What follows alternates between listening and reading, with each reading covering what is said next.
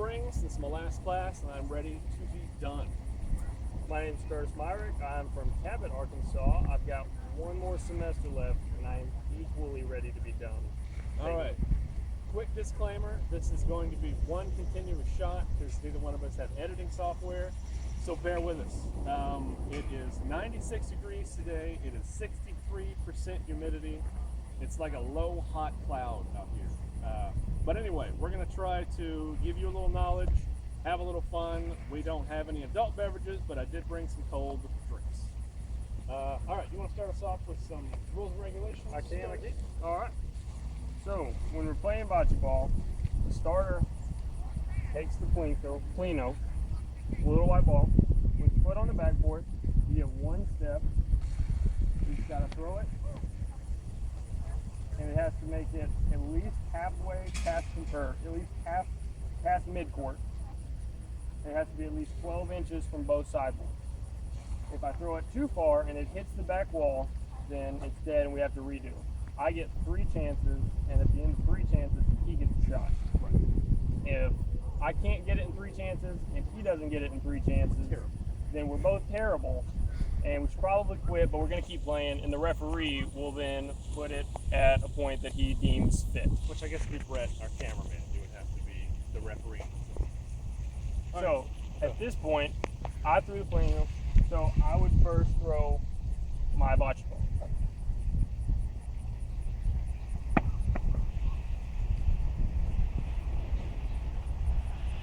You know, not bad for your first take toss ever. I will take it. So the goal is to get the bocce as close to the pleno as I can. And so at this point, Adam would get a shot. All right, and I'm trying to cut you out. Yes. Just like horseshoes, except there's no stake. So put on the board.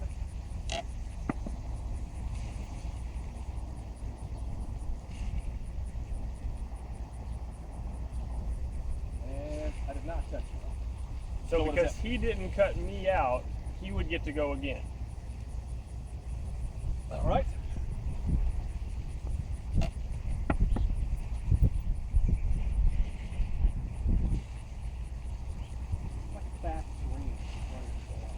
All right, I cut you out. All right, so he cut me out, so now it's my turn.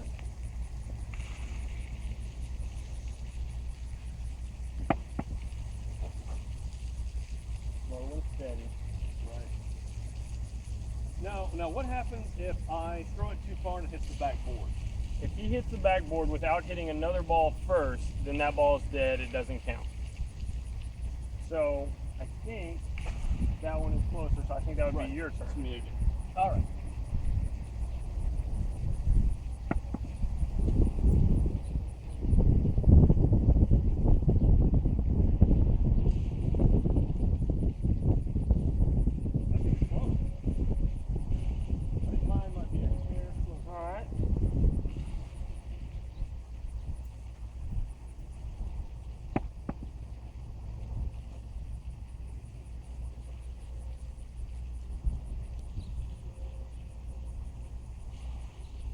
You're probably still a little bit closer. All right, you just got one left.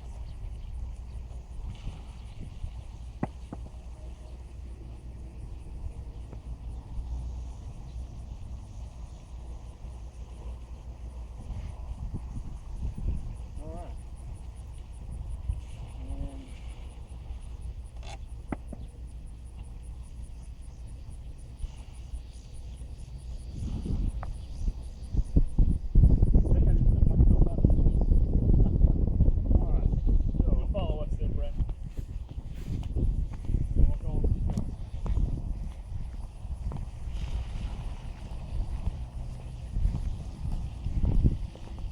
Alright, so the way scoring works is there's 4 available points for each round.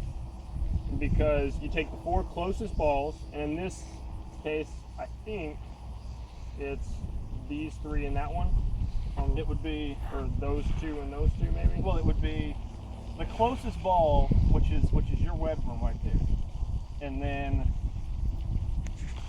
we have who's closer between here and there. I think this one's closer. Yeah, I think that one. So you would get 1 point for the round. Okay. And then since I have the next closest ball, that cancels out scoring. You get 1 point per round. Okay. Okay. We change ends, and since you threw the Polino first, I would throw it this time. Okay. All right. Well, now this is the actual like structured way to play. You have side rails, you have a backboard, and you have foul lines. There is an informal way to play where you can just take a Polino and a bunch of these balls and just throw them out in the grass, and then whoever gets closest wins points. That's actually the traditional way it was built. During ancient Roman times, they had a version of the sport that soldiers and peasants both would just play to kind of limber up before they actually competed in other events like throwing the javelin or running races. It was just a way to limber up, and it was this is kind of the birth of leisure sports. When Garibaldi was uniting Italy, he was a big fan of this game, and he ended up building courts and encouraging his soldiers and his soldiers' families to play, and it became very popular throughout Italy, and it was picked up there as a leisure sport where it became the actual form of bocce ball we know now. Italians liked it because it let them have one hand free while they were playing a leisure sport, so they could drink a glass of red wine, they could, be social, and it wasn't a high impact game. You could play it from little kids all the way up to the elderly. Let's go ahead and head down to the next end, and we'll start the next round.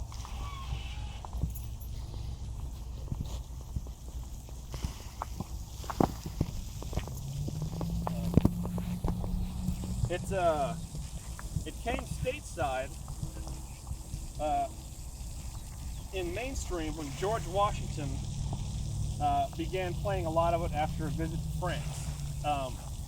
It was called bowls back then during the colonial days, and it was played in a large packed dirt area with 3 logs that consisted of the back and the side rails. And you just had an open area in the front where you would stand and throw from. You could stand anywhere along the front line. And where this is more of actually bowling it, that was a game where you would throw the Polino out wherever you wanted, and then you would launch the ball. I mean, it could be 20, 30 feet away. It was actually kind of a game.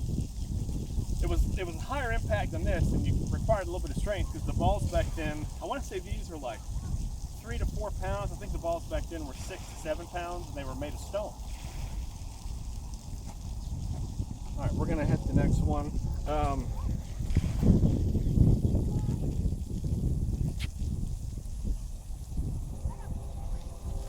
So we're gonna try to go the opposite way now. See how this goes. I'm gonna toss the Polino out.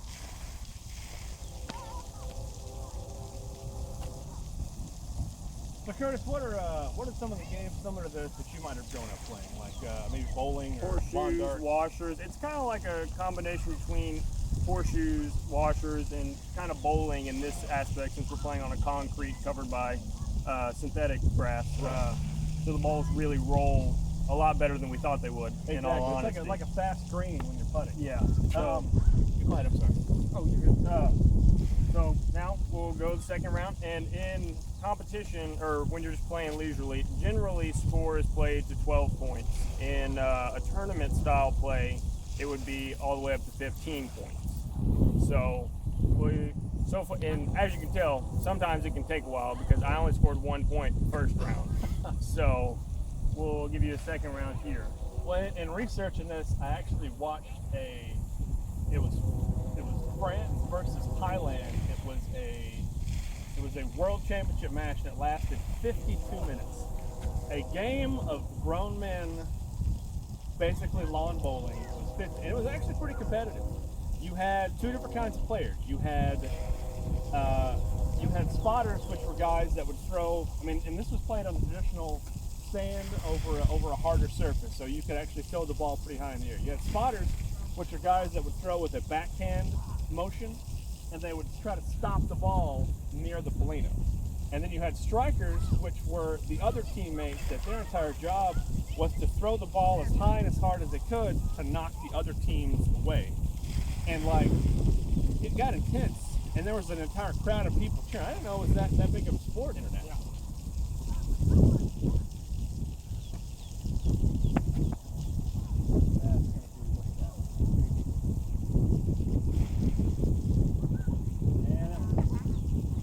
So since it hit the backboard, that one is dead.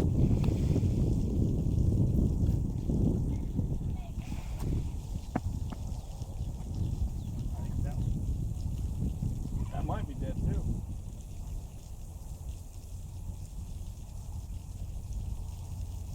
just barely not. Okay. I don't think I'm going to be winning any points with it though. Alright, I'm gonna try a little back there, see if I can get it to stop. And that did not work at all.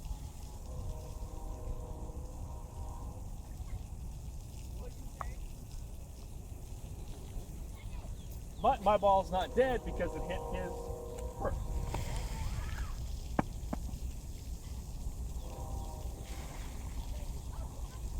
I think it's off. There we go. So, do you think this is something that might catch on more so here in America? I think if more people knew about it and it wasn't as hot as it is today, then a lot of people could get into it. It's not the heat, it's the humidity that gets Yeah. here in Arkansas. And the mosquitoes. I just glad we're not filming this tonight.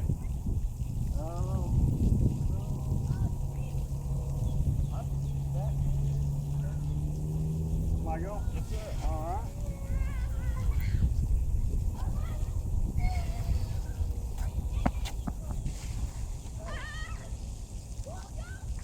After this round, we're going to go over some basic strategies to use because, I mean, yes, you can just everybody throw it towards the white ball and try to get points, which is fine. But when you get towards higher skill levels, there's actually ways that people will try to accumulate 3 and 4 points at a time with strategy.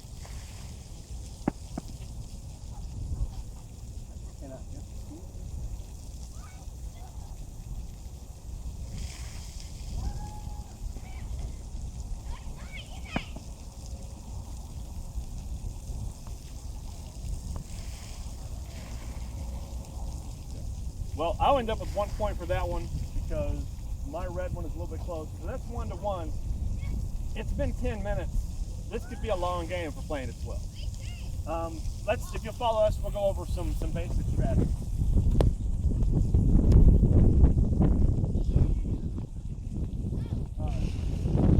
One strategy is called spotting, and that does not involve this for anybody that is a nerd.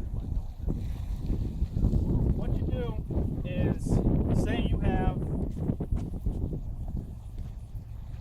so roll me a couple of wax. Say you have some of your balls on this side. Okay. And will you put yours close there?